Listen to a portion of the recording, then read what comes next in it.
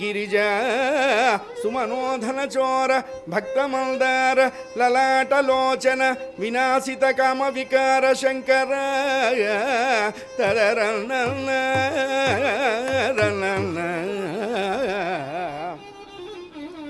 మహాదేవ మహాదేవ మహాదేవ దయానిదే భవానీవ భవానీవ భవానీవ గతిర్మమ మృత్యుంజయ పినాక చంద్రశేఖర భక్తరక్షణ దీక్షాదక్ష విరూపాక్ష కవచి కపర్ది కైలాసపతి గరళకంధర నీలలోహిత శంభో హరనమ పార్వతీపతయే. మీ అందరికీ దోమలు కుడుతున్నాయి కాబట్టి దేహబాధ పోవాలి అంటే రాజా రామచంద్ర భగవానికి అంటే మాకేనా మీకు లేదా అన్నారు. మీరు చెప్పుకోవడానికి పక్క వాళ్ళు ఉన్నారు, నేను చెప్పుకోవడానికి లేరు. అదే తేడా. ఇది ఎట్లా ఉంటుంది ఈక్వేషన్ అంటే, నాకు పెళ్ళి కాలేదు, ఫస్ట్ ఏడుపు. నాకే పెళ్ళి కాలేదు, ఇది రెండో ఏడుపు. సరే అయింది, నాకు పెళ్ళి అయింది. కొద్ది రోజులకి తెలుస్తుందిగా వాడికి పెళ్ళి కాలేదు, వాడికి పెళ్ళి కాలేదు, వాడికి అయింది, వాడికి అయింది. అది లెక్క.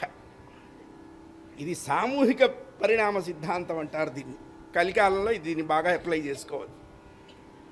స్వామి, దేహాత్మ భ్రాంతి నశింపజేసేవాడు భగవంతుడు. భగవదాశ్రయం సర్వస్వాన్ని ప్రసాదిస్తుంది. భగవంతుడిని ఒక్కసారి ఆశ్రయిస్తే ఇంకెవరిని ఆశ్రయించాల్సిన పని లేదు. అయితే ఆ పూర్తి విశ్వాసం అనేటువంటిది జీవుడికి ఉండాలి. ఆ పూర్తి విశ్వాసంతో ఆయన ముందు తలొంచాలి. వంచిన వాడిని ఎప్పుడూ ఆయన ఎక్కడా తలొంచుకునే ప్రయత్నం చేయించడు. అది ఆయన గొప్పతనం. అనన్యాస్యంతయంతో మామ అంటే అదే. అది మనకు అర్థం కాల, ఎల్ఐసి వాళ్ళకి అర్థమైంది. యోగక్షేమం వహామ్యహం అని ఓ దీపం పెట్టి మీరు పోతే జీవితాంతం జీవితానంతరం, ఉన్నప్పుడు గతి లేదు, పోయిన తర్వాత ఇస్తాడు వాడు. అప్పుడు మనం బయటకు వచ్చి తీసుకోవాలి. ఏం కర్మండి! ఎట్లాంటి వాక్యాలని ఎట్లా ఉపయోగించుకుంటున్నామో అర్థం కావట్లే. అయ్యా, పరమాత్మ వేరే చింత లేకుండా ఆయన్ని ఆశ్రయించాలి. అలా ఆశ్రయించారు వీళ్ళు. స్వామి, దేనికి లోపం లేదయ్యా, అయితే మమ్మల్ని ఉద్ధరించేందుకు మా ఇంట్లో ఒక్కళ్ళేడు, అది మా ఏడుపు. కులములోన ఒక్క గుణవంతుడుండిన కులము వెలయువాని గుణము చేత